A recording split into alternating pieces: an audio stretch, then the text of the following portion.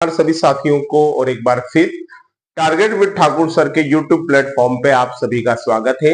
एक नया वीडियो, एक नया प्रयास, एक बार फिर हिंदी व्याकरण का एक और वीडियो लेकर हम उपस्थित हैं। जैसे कि आपको पता है कि अभी मध्य प्रदेश में अस्पताल सहायक की भर्ती परीक्षाएं चल रही हैं। उसमें संधि से रिलेटेड प्रश्नों को लेकर हमने वीडियो आपके समक्ष प्रस्तुत किया था।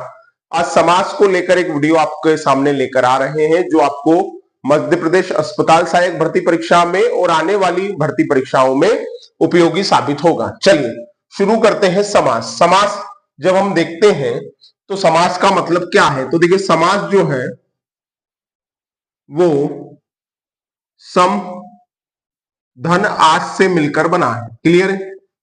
किससे मिलकर बना है? सम धन आस से मिलकर बना है। एक प्रकार से समास में सम उपसर्ग है और समास का जो अर्थ होगा वो होगा उपयुक्त पदों को पास बिठाना, है ना। उपयुक्त पदों को पास बिठाना क्या कहलाता है? तो हमने कहा उपयुक्त पदों को पास बिठाना समास कहलाता है। क्लियर है बात? इसके अलावा अगर हम बात करें और समास के भेद देखें, किसके भेद देखें? तो हमने कहा समास के भेद देखें तो समास के मुख्य 4 भेद हमें देखने को मिलते हैं।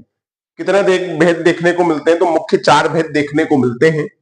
इसमें पहला है अवयवी भाव समास। आपको पता है अवयवी भाव समास।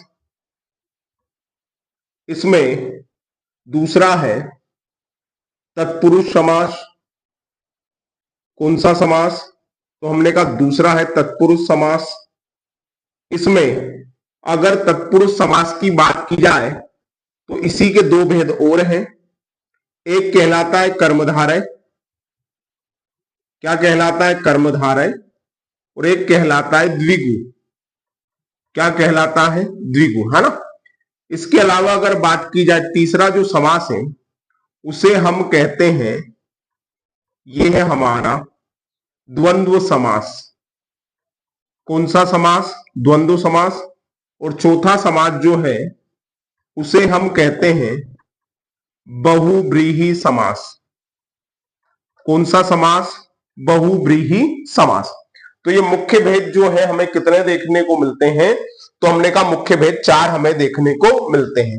अब अगर हम बहुव्रीहि समास की बात करें, कौन से समास की बात करें? अगर हम बहुव्रीहि समास की बात करें तो इसका एक और नाम हमें देखने को मिलता है और इसका नाम है उभय पद अप्रधान समास। उभय पद अप्रधान समास। उभय पद अप्रधान समास ये किसका नाम है? तो हमने कहा ये बहुव्रीहि समास का नाम है। मतलब क्या हुआ? मतलब ये कि जहां पे दोनों पद प्रधान ना हो, है ना, जहां पर दोनों पद प्रधान ना हो वहां पर हमें कौन सा समास देखने को मिलता है? तो हमने कहा वहां पे बहुव्रीहि समास देखने को मिलता है। क्लियर है? जैसे एक शब्द हम ले रहे हैं नीरज। कौन सा शब्द है? नीरज। अब नीरज का मतलब क्या है? नीरज का मतलब है नीर में, नीर में मतलब जल में, नीर में जन्म लेने वाला। किसमें जन्म लेने वाला? तो हमने कहा नील में जन्म लेने वाला, जिसका जन्म पानी में होता है। तो यहाँ पे नीर और ज, है ना, तो नीर मतलब जल, ज का मतलब यहाँ जन्म लेने वाला। तो बोले नीर में जन्म कौन लेता है? बोले कमल लेता है। कौन लेता है? कमल।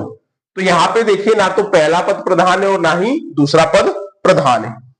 दूसरा हम इसका उदाहरण देखते हैं पुष्पधनवा। क्या है? पुष्पधनवा। और इसका समास विग्रह करेंगे तो समास विग्रह होगा पुष्प का धनवा है जिसके। पुष्प का धनवा है जिसके। अब यह धनवा का मतलब क्या है? यहां पे धनवा का मतलब है धनुष। किसका धनुष? पुष्प का।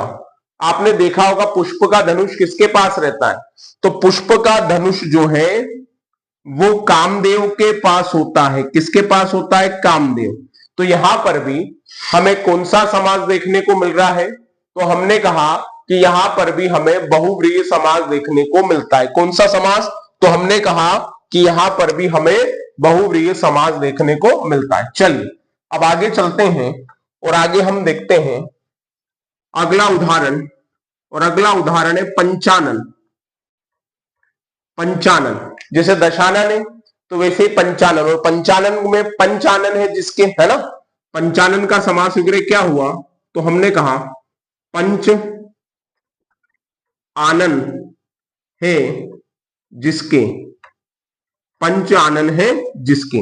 अब पंच आनन मतलब पंच सिर किसके हैं, तो हमने कहा ये है भगवान शिव। किसके हैं, भगवान शिव। तो यहां पर भी जो पहला और दूसरा पद में उसमें भगवान शिव का नाम नहीं आ रहा, लेकिन ये कहा गया कि पंच आनंद बोले किसके, तो बोले भगवान शिव के हैं। क्लियर है। तो यहां पे पहले और दूसरे पद में कोई प्रधानता नहीं है, तीसरा मतलब तीसरा अर्थ निकल रहा है, इसलिए यहां बहुब्रीहि समास है। एक और देख लीजिए, एक और शब्द है वज्रांग। वज्रांग, और वज्रांग का समास विग्रह होगा वज्र के समान अंग। किसके समान, वज्र। वज्र किसका हथियार है, तो आपको पता है वज्र इंद्र का हथियार है, भगवान इंद्र का। तो वज्र के समान अंग किसके हैं, तो भैया बजरंग बली के हैं। किसके हैं, तो हमने कहा बजरंग बली के हैं। तो यहां पे हमें यह देखने को मिल रहा है कि पहला और दूसरा पद दोनों ही प्रधान नहीं है। कहने का मतलब ये कि जो तीसरा अर्थ आ रहा है वो ना तो पहले पद में है स्पष्ट रूप से, प्रत्यक्ष रूप से, और ना ही दूसरे पद में है, मतलब इसका तीसरा अर्थ निकल रहा है। जैसे हमने कहा पंचानन, अब इसका अर्थ निकाला, बोले पंचानन है जिसके, तो बोले किसके हैं, तो बोले भगवान शिव के हैं। तो यहां पे हमें ये कौन सा समास देखने को मिल रहा है, तो हमने कहा यहां पर ये बहुव्रीहि समास देखने को मिल रहा है। क्लियर है बात। चलिए बढ़ते हैं आगे, और अब अगला समास देखते हैं। अगले समास की बात करते हैं, और हमारा अगला समास है द्वंद्व समास। अगला समास कौन सा है, तो मैंने कहा अगला समास है हमारा द्वंद्व समास। कैसा समास, द्वंद्व समास। अब ध्यान देना, द्वंद्व समास का दूसरा नाम क्या है, इसका दूसरा नाम है उभय पद प्रधान समास। उभय पद प्रधान समास। उभय पद प्रधान समास, है ना। अच्छा, इसके पहले हमने बहुब्रीहि समास पढ़ा था। बहुब्रीहि समास का नाम क्या था, तो बहुब्रीहि समास का नाम था उभय पद अप्रधान, क्योंकि वहां ना तो पहला पद प्रधान है ना ही दूसरा पद प्रधान है। लेकिन यहां पे दोनों पद प्रधान है, इसलिए द्वंद्व समास का नाम है उभय पद प्रधान समास। अब इसमें हम देखते हैं, जैसे हमने कहा अन्न जल। क्या कहा हमने, हमने कहा अन्न जल। फिर हमने कहा जीवन मरण। क्या कहा, जीवन मरण। फिर हमने कहा कपड़ा लत्ता। कपड़ा लत्ता। अब ये तीन उदाहरण है, लेकिन अगर आप ट्रिक से सीखोगे तो कहीं ना कहीं आपको नुकसान होगा, कहीं ना कहीं परेशानी होगी।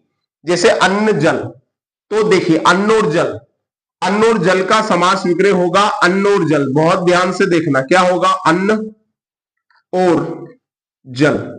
क्लियर। मतलब योजक चिन्ह हटा के कौन सा समुच्चय लगा, तो हमने कहा और लगा। जीवन मरण। जीवन मरण में इसका समास विग्रह जब करेंगे तो होगा जीवन या मरण। जीवन या मरण। और कपड़ा लत्ता का जब समास विग्रह करेंगे तो ये समास विग्रह होगा कपड़ा लत्ता आदि। कपड़ा लत्ता आदि। अब यहां पे तीन कॉन्सेप्ट आपको ध्यान रखने हैं। जैसे यहां पे और समुच्चय आ रहा है, यहां पे या समुच्चय आ रहा है, और यहां पे आदि आ रहा है। तो ये क्या मतलब है, देखिए एक ही समय पर, एक ही समय पर दोनों का महत्व है। एक ही समय पर दोनों का महत्व है, इसलिए इसे हमने कहा इतरेतर द्वंद्व। क्या कहा मैंने, इतरेतर द्वंद्व। अब एक ही समय में दोनों में से एक का महत्व है, तो इसे हमने कहा विकल्पक द्वंद्व। क्या कहा, तो हमने कहा विकल्पक द्वंद्व। और एक ही समय पर दो से अधिक चीजें भी जिसमें शामिल है, जैसे ये, तो इसे हमने कहा समाहार द्वंद्व। क्या कहा?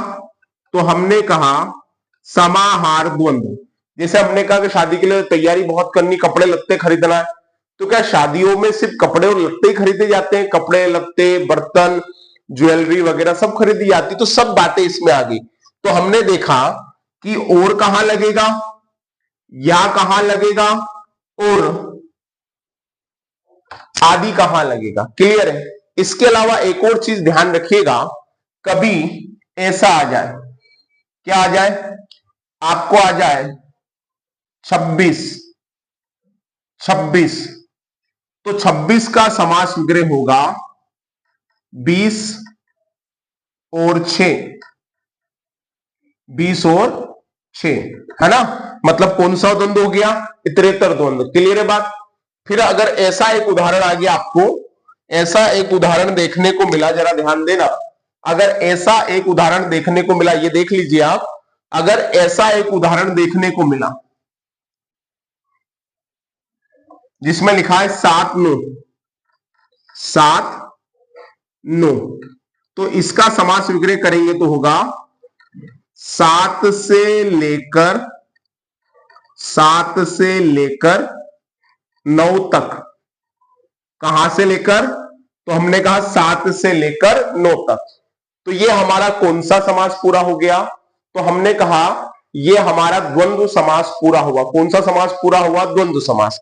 अगला हम समास देखते हैं, और अगला हमारा समास है जिसे हम कहते हैं कर्मधारय समास। कौन सा समास?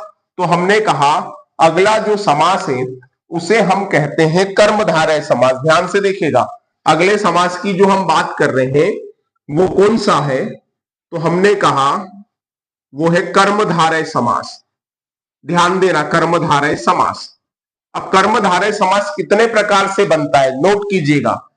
कर्मधारय समास में एक होता है गुणवाचक विशेषण। क्या होता है?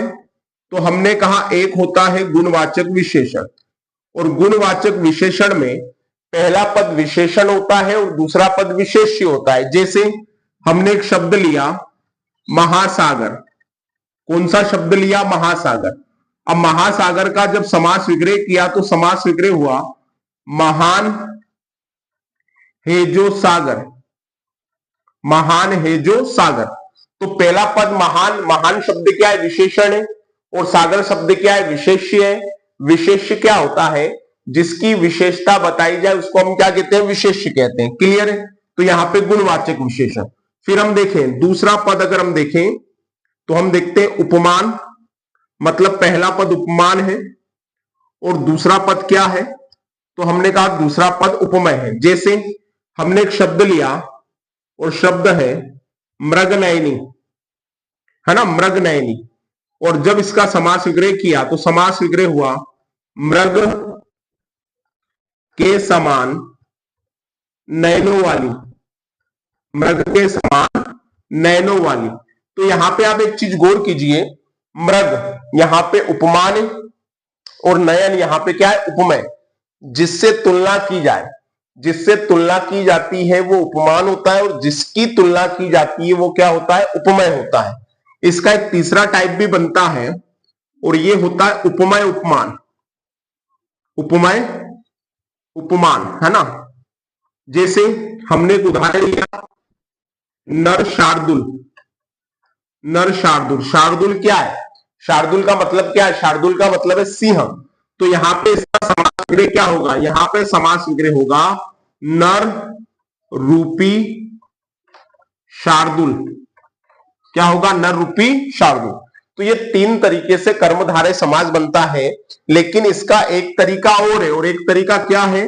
तो एक और है कि जहां पे दोनों पद विशेषण हो, दोनों पद क्या हो? तो हमने कहा दोनों पद विशेषण। क्लियर है? जैसे एक शब्द है और शब्द है शीतोष्ण। क्लियर है? अब शीतोष्ण मतलब शीत मतलब ठंडा, उष्ण मतलब गर्म। तो शीतोष्ण का जब हम समास विग्रह करते हैं तो क्या होगा? ये होगा शीत भी, उष्ण भी, शीत भी और उष्ण भी। क्लियर है? तो ये इतने प्रकार से जो समास विग्रह बनता है उसे हम कौन सा समास कहते हैं? उसे हम कर्मधारय समास कहते हैं। तो मित्रों, ये था समास का पार्ट 1। अस्पताल सहायक भर्ती परीक्षा में और अन्य भर्ती परीक्षा में ये वीडियो आपके लिए लाभकारी सिद्ध होगा। तो मिलेंगे नेक्स्ट वीडियो में। अगर आपने अभी तक हमारे YouTube चैनल को सब्सक्राइब नहीं किया है तो सब्सक्राइब कीजिए और ज्यादा से ज्यादा शेयर कीजिए। जय हिंद, जय भारत।